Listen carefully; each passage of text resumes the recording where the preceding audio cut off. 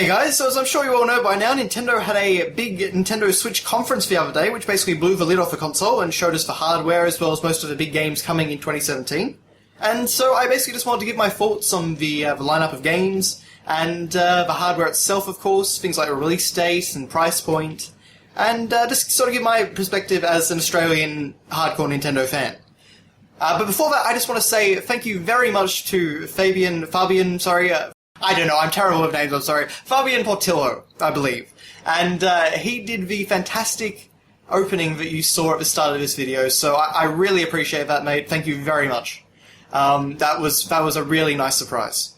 But without further ado, let's jump right into it.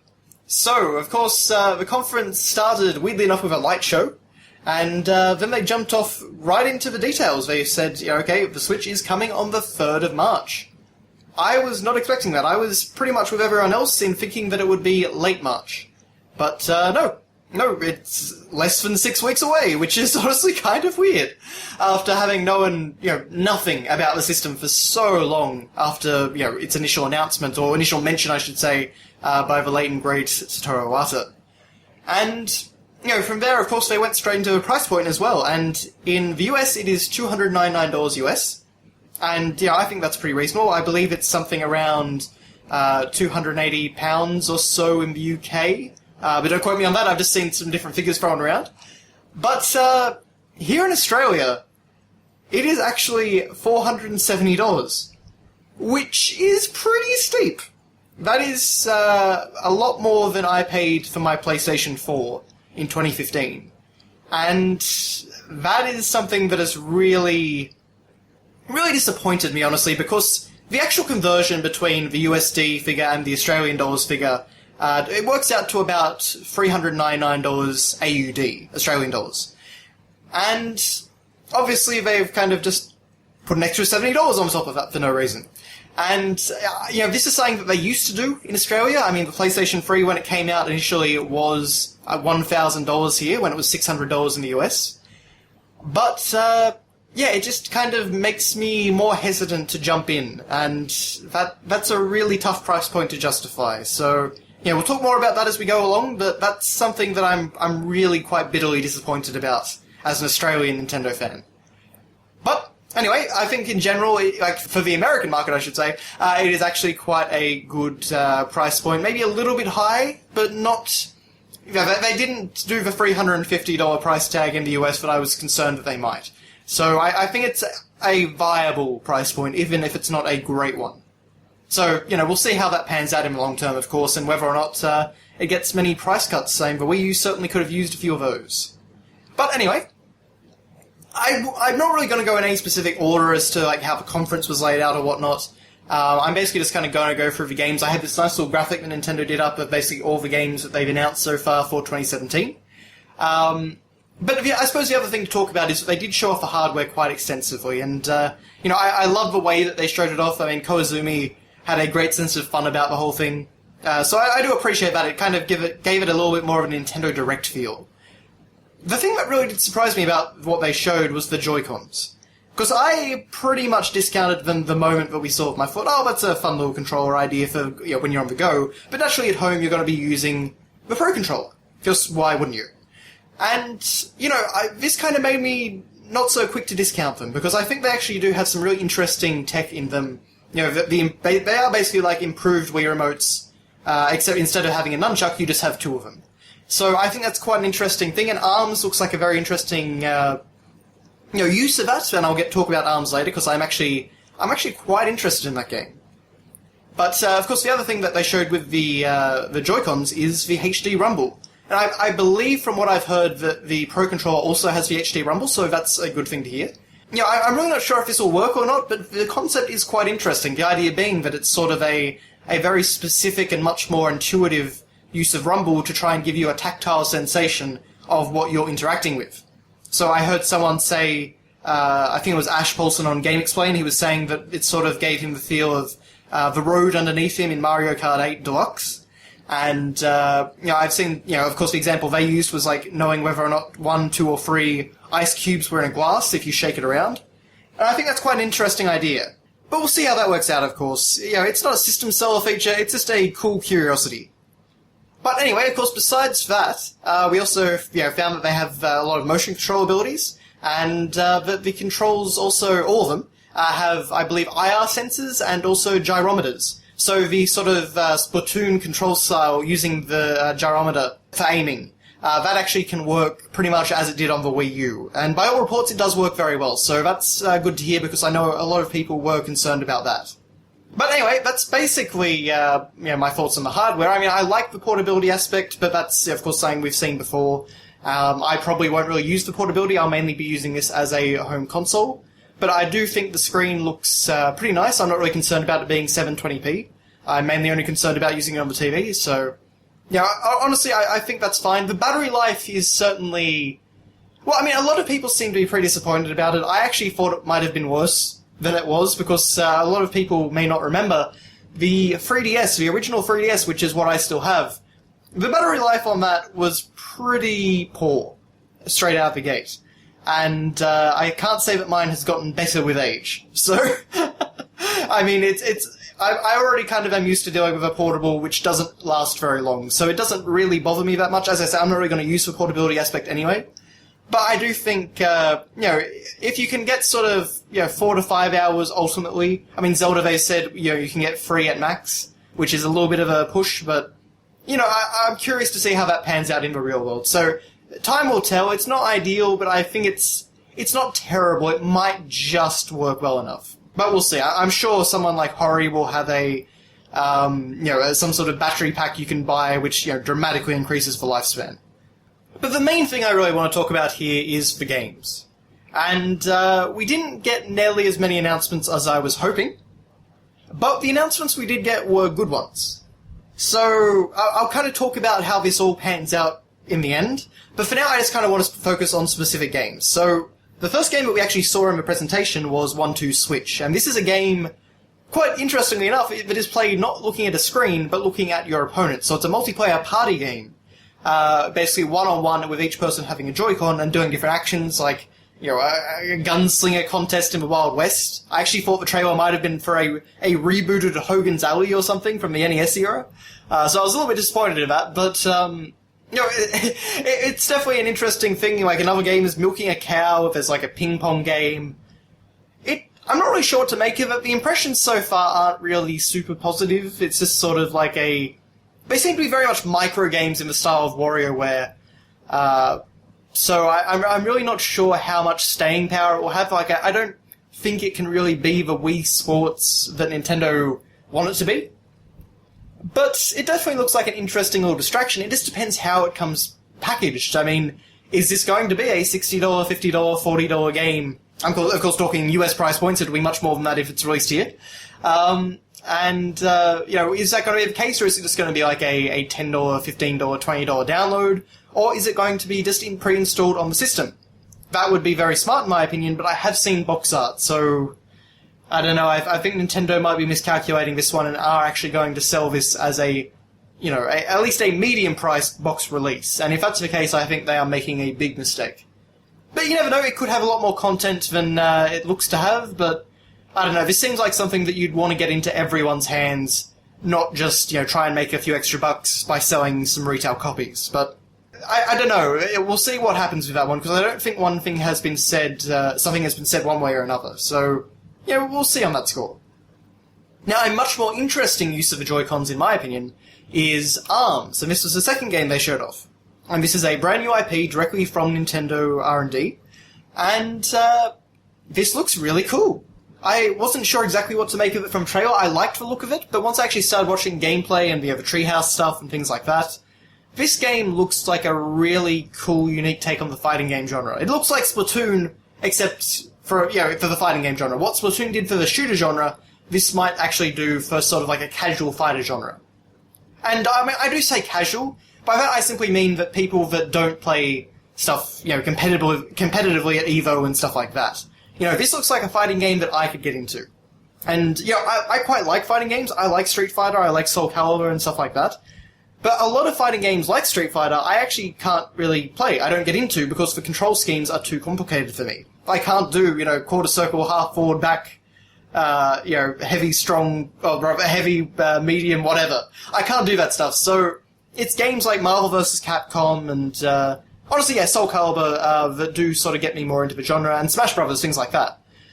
So ARMS kind of looks like a really interesting take on that. And there does seem to be a lot of depth into the gameplay, and everyone that's played it seems to be really positive on it. Because there's a sort of... You have these boxing glove arms, and you can actually customize what type of boxing glove you have. Like, there are all these different kinds that have these different things, like, one's a boomerang, so you kind of throw a boomerang out when you punch, and you can sort of take opponents by surprise and get multiple hits on them. There's another thing that sort of, like, launches missiles when you punch, and that seemed like a really interesting maneuver. There's one that's like a shuriken, all kinds of different things, and there seems to be a lot of depth in the actual mechanics of the game, because it's got that sort of classic rock, paper, scissors element that most fighting games do have, whereas basically a guard will block a punch, a throw will break through a guard, and a punch will break through a throw. So it's sort of this, reacting to your opponents and making very split-second combat decisions. The elements that I really like of the fighter in here, but without this sort of complicated entry that something like Street Fighter does have. So I am very interested to see more of ARMS. The art style looks great, the characters look like a lot of fun, and I feel like this will actually be quite a content-rich game. I feel like there's a lot that they haven't shown about this. Because it is, of course, a spring 2017 release. So there is still a little bit of time to show it off. But that's one I'm definitely very excited for. Disappointed it's not at launch, but I think that could actually be a really great exclusive for the Switch. So I'm excited to check that out. And I should just note, for anyone who doesn't know, while it does have the motion controls, and they work incredibly well, apparently, it does also have button controls. So I think either way you want to play, I think this is going to accommodate you. So I think this is a pretty genuine attempt at a new IP from Nintendo. Not just sort of like a throwaway early game in the Switch's lifespan. I hope, anyway. I hope that's the case. But that's the impression I got. But let's move on from that, then. And going through the sort of the launch day, or rather, sort of the launch window picture that Nintendo's done up. On launch day, of course, we have Zelda, and I'll talk about that in a bit. We have 1-2 Switch, which I spoke about. Super Bomberman R. Now, this was quite a surprise. And, well, for two reasons, really. One, Konami is actually doing something, and two, Bomberman has been dead for quite some time. Konami... I don't know if it was Konami that actually killed it, or if it was Hudson that killed it sort of in their last days. But I have a feeling that was after Konami purchased Hudson that we got the, Bomberman Act Zero or whatever it was, with a stupid realistic Bomberman.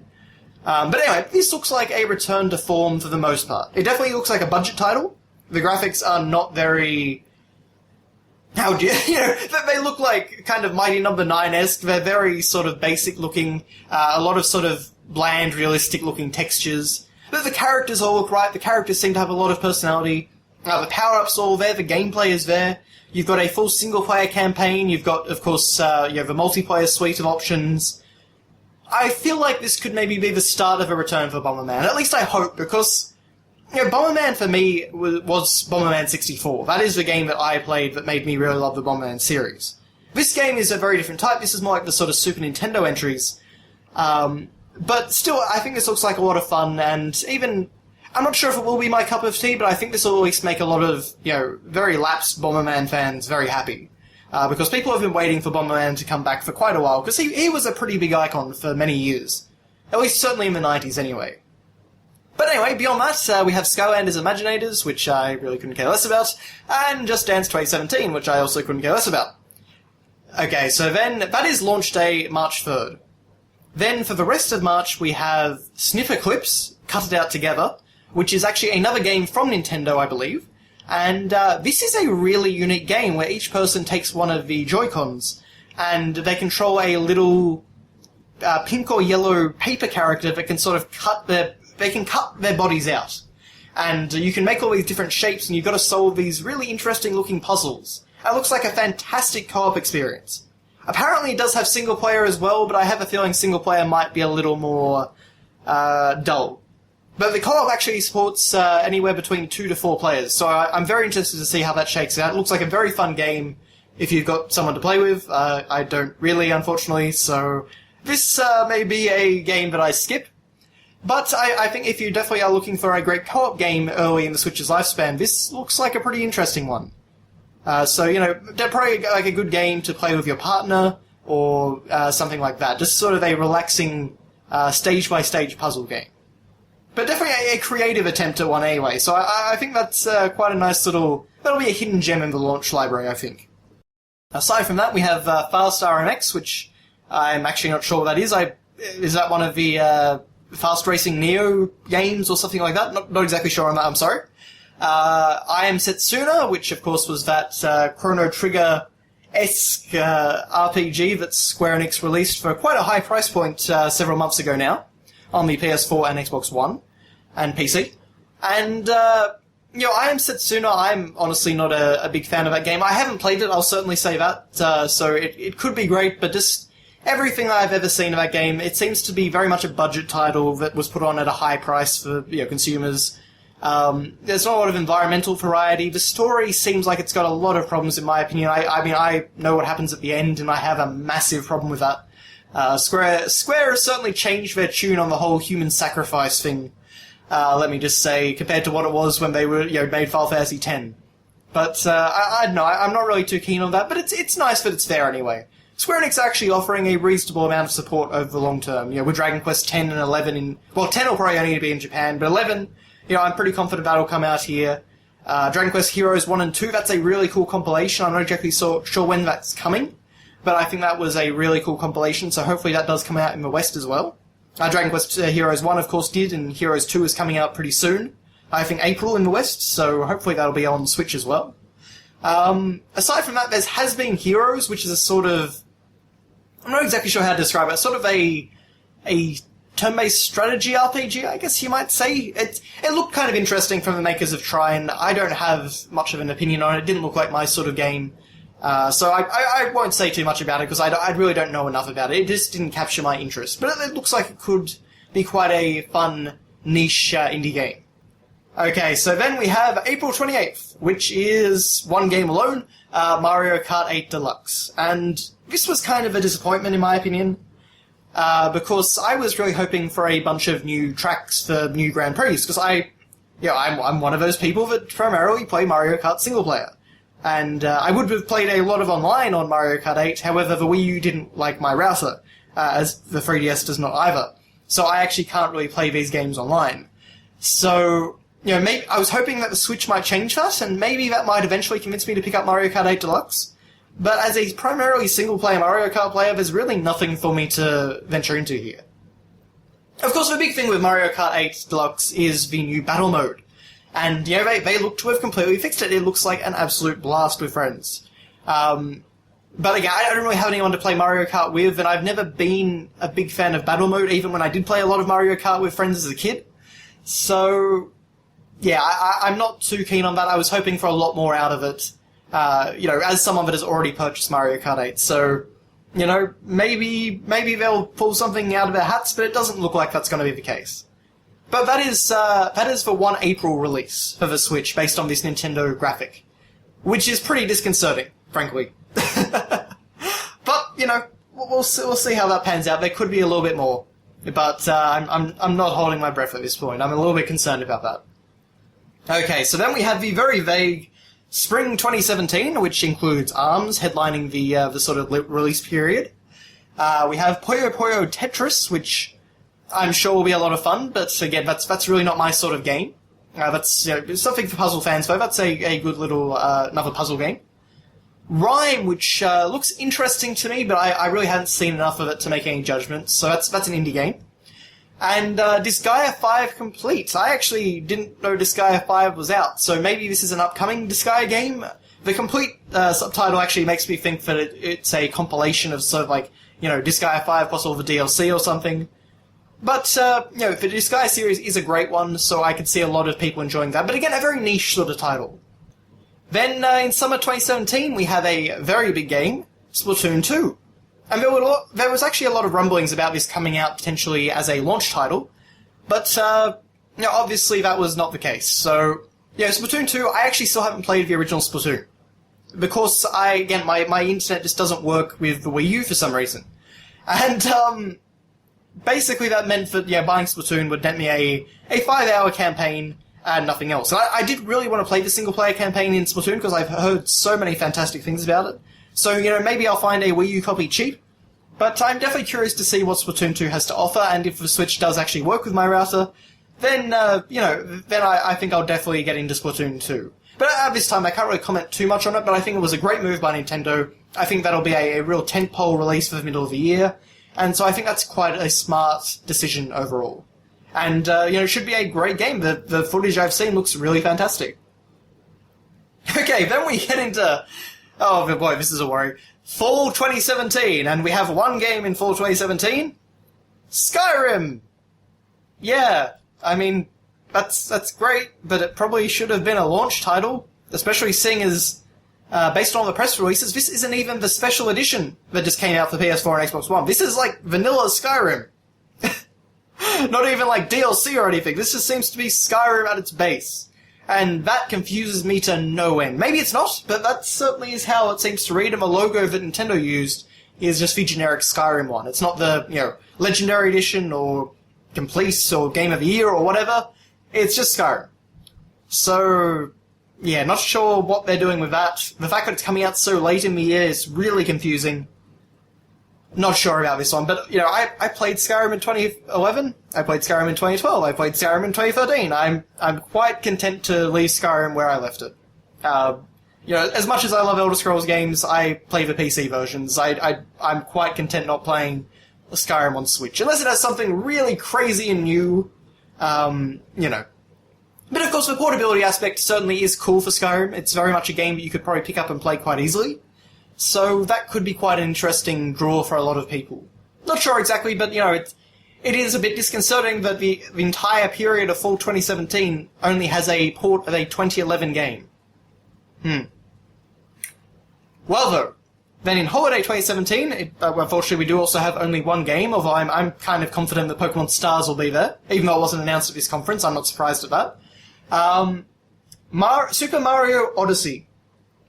This game is everything that I wanted from a Mario game. This blew me away, the trailer. Because I was just... like 3D Land and 3D World are great games. They're not sort of impressive games or exciting games, but they are great. This is an exciting game. This is what I've wanted since I, played Mario 64 in 1999. This is the sequel that I've always wanted. This is Mario 128, as far as I'm concerned. And, Sunshine... I loved it, back when it first came out. I've got some very different opinions on it now. I actually don't think it's a particularly well-designed game, even though I still love the basics of it. But beyond that, though, Mario Galaxy, of course, Mario Galaxy 1 and 2 are incredible games. Absolutely fantastic games. But they are not the sort of sandbox-style Mario experience that Mario 64 was. And so this is really going back to that Mario 64 formula and just doing it with modern technology, doing it with modern design, and is sort of greatly expanding on that sandbox concept. So I am through the roof with this game. I could not believe it when I saw that trailer. And we're going back to the original city from the original Donkey Kong. New Donk City. I love that so much, but this is where Mario began. What a cool idea for a sandbox environment. I mean, the realistic-looking people have me a little bit, weirded out. I mean... getting a bit of a Sonic 06 or Sonic Adventure vibe from that, but, I think it's a really cool idea for a sandbox level. And the way that Mario could just interact with everything in that game, or in that environment, it's such like a cool, very much an open world Mario game to some degree. I love that so much. That seems like such an inventive evolution of the character. But beyond that, like all the other stuff that we saw, I mean, all the various environments look really different and unique, and just not, it's not grass, desert, lava, whatever.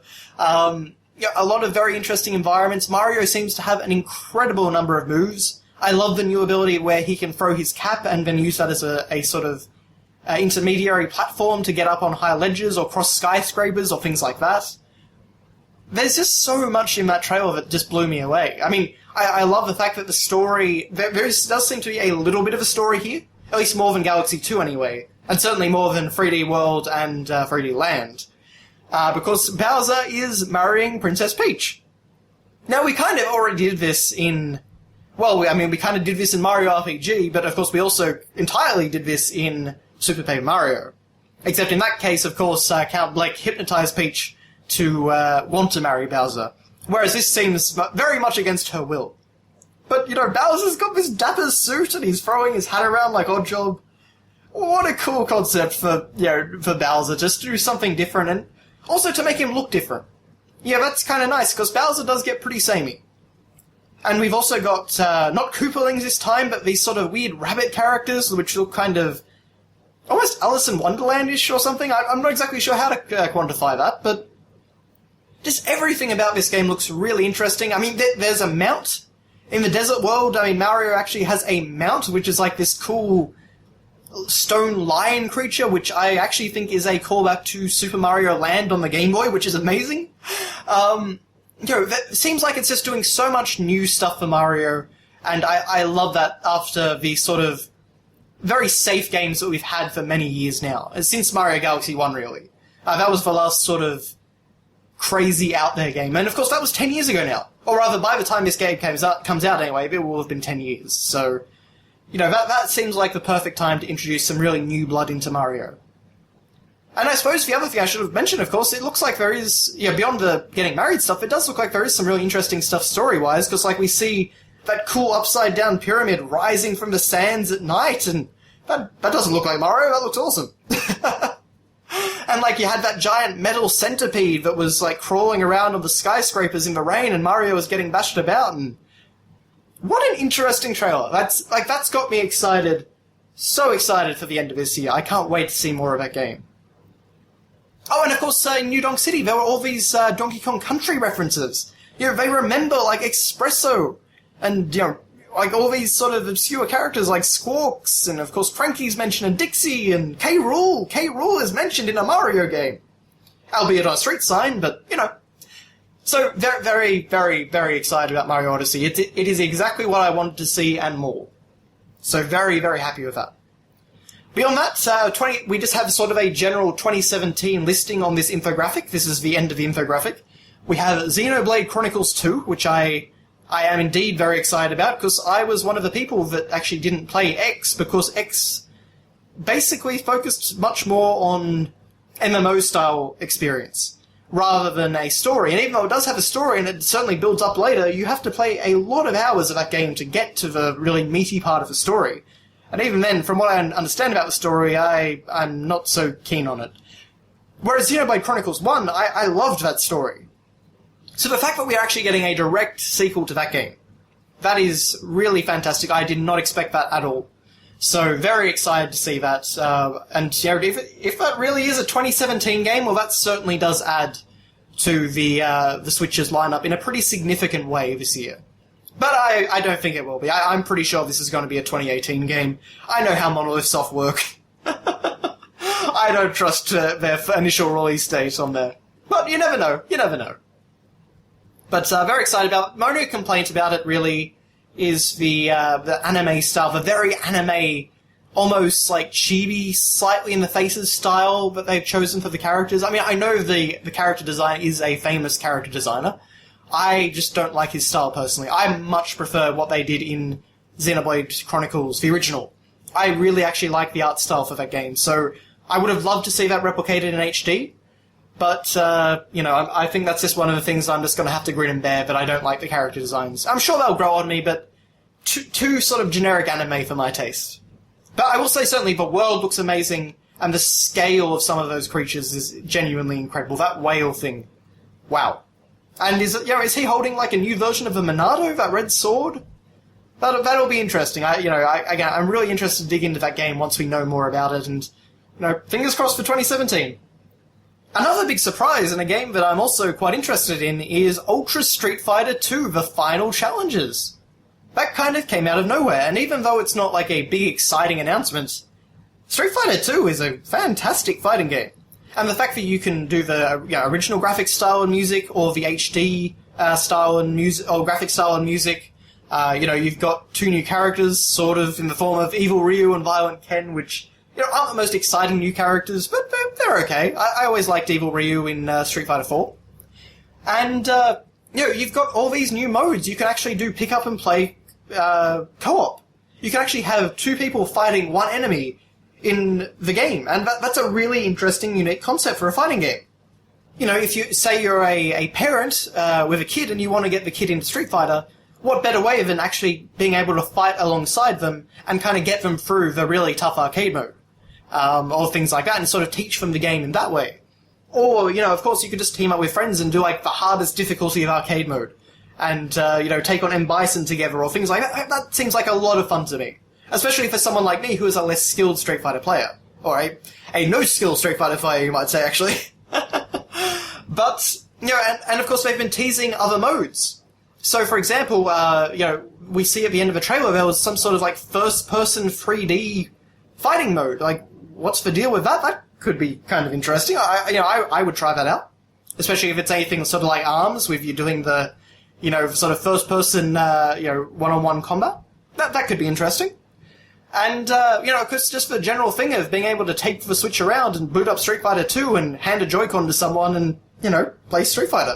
I'm sure that Street Fighter works terribly with a Joy-Con, but that is still a cool concept, just the general idea of being able to just take a screen around and put down Street Fighter and play. That's a lot of fun in my opinion. So that's a cool idea, and of course it's got online multiplayer as well, so that should be great.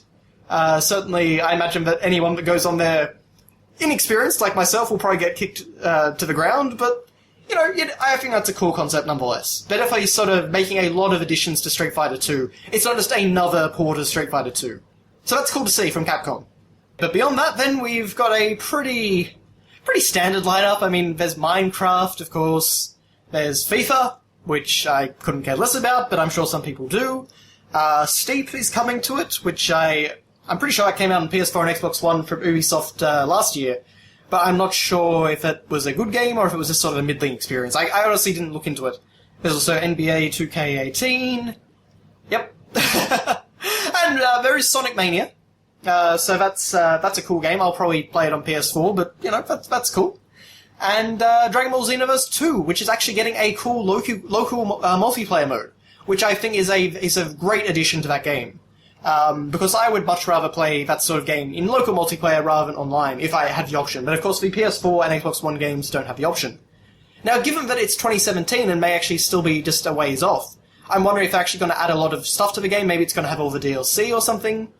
But, maybe if people haven't picked up Dragon Ball Xenoverse 2, that could be some way to play. But, not a bad get for the Switch. Aside from that, we do also know that Yooka-Laylee is going to be coming to the Switch, I should say. It's not on this infographic, but we know that. And also, I believe Shovel Knight is confirmed for the Switch. So that's another 2 games as well. But, on the whole, it's a pretty empty year.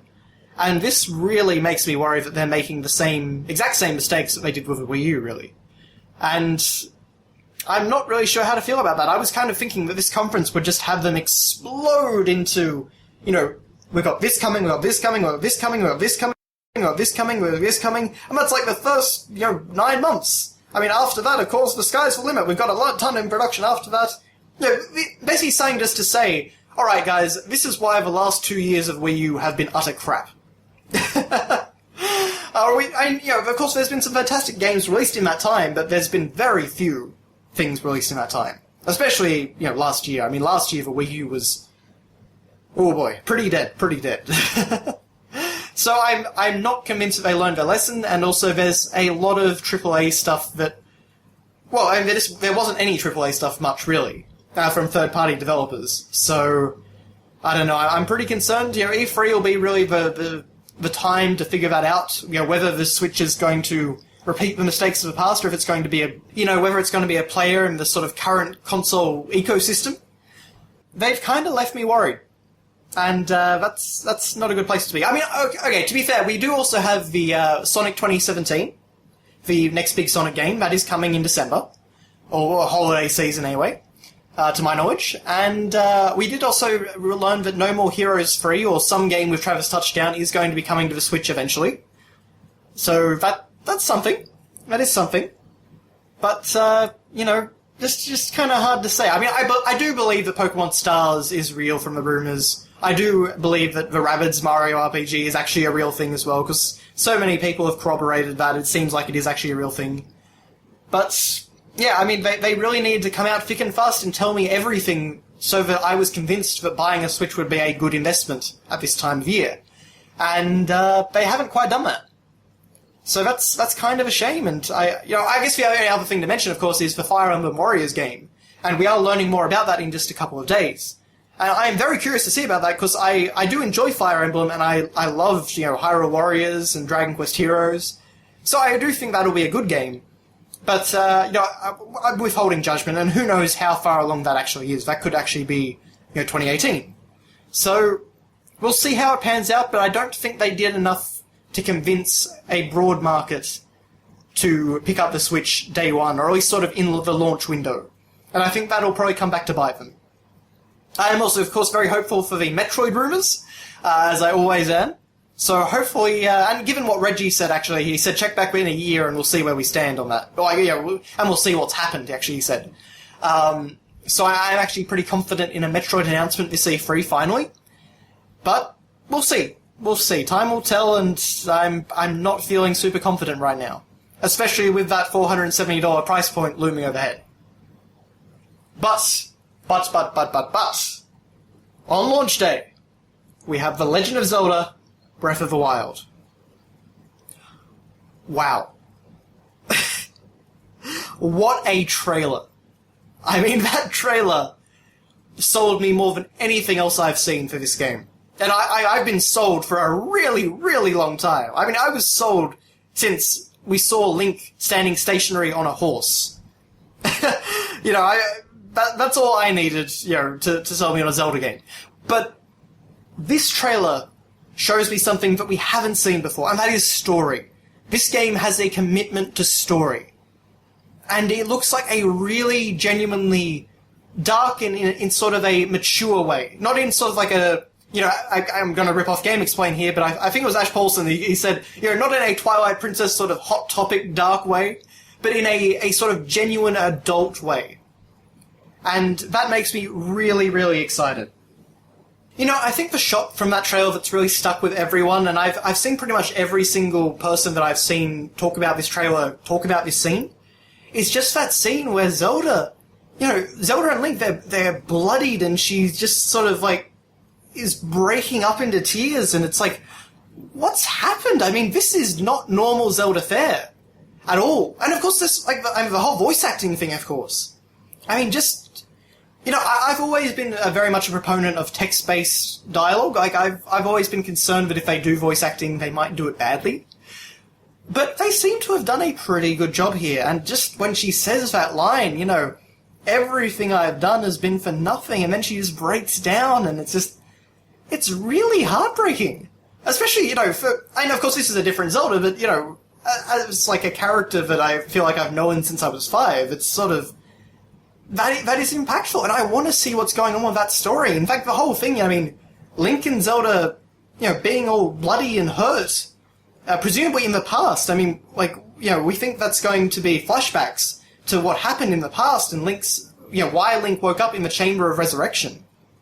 And in fact, even the Master Sword this time is called the Master Sword of Resurrection. I mean, there's obviously a lot going on here, and the fact that it's an open-world game that's going to tell seemingly going to tell a really interesting and grand story. I mean, we see Link interacting with all those characters from the different races. We see, the Red Zora. We see the Gerudo. We haven't seen the Gerudo in years. Majora's Mask? Is that really the last time we saw a Gerudo? I think it might be. And we saw the Gorons, and they've got a great new design as well, and just, the bird people.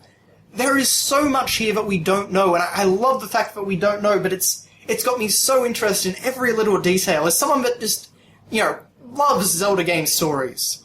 Skyward Sword really, I think, took the sort of, the interpersonal relationships and the drama and sort of just the character development up several notches from what we'd seen before. And this looks like it might actually do it again. It might actually add that real sort of more adult edge to the game. So I cannot put into words how excited I am for Breath of the Wild. And that is what makes the Switch such a difficult thing to talk about, because it's like, I want to play Breath of the Wild so badly, and I know that if I don't, I'll probably be spoiled to death because that's the way the internet works nowadays. But $480 plus the cost of Zelda to play Zelda. And, of course, a Wii U version is coming.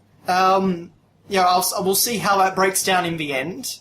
I know that Aonuma has said that they're basically the same game, despite aside from loading times and stuff like that. But we'll see how true that actually is in the end. But apparently the Wii U version actually comes out a month after the Switch version, which that's kind of a dick move. I mean, I'm not surprised because they did the same thing with the GameCube version of Twilight Princess, but yeah, I'm just not sure about all that. But, man, I want to play that game so much. I want to know what's up. I get excited for every single Zelda game, but I don't know if I've been quite this excited for a Zelda game since Twilight Princess's reveal. And, that was a high point of excitement. That trailer with, Ride of the Valkyries or something? No, not Ride of the Valkyries, what am I saying? I can't remember. The piece of music from Conan the Barbarian that Nintendo always loved to use. But the original Twilight Princess reveal trailer. I saw that on the day it was released, and I lost my mind when I saw that. But this feels like it's going to be this of course is right near release. So this is a trailer that is showing the final product, not just sort of like an early tech demo. And the fact that I can get this excited about that makes me really think this game is going to be something special.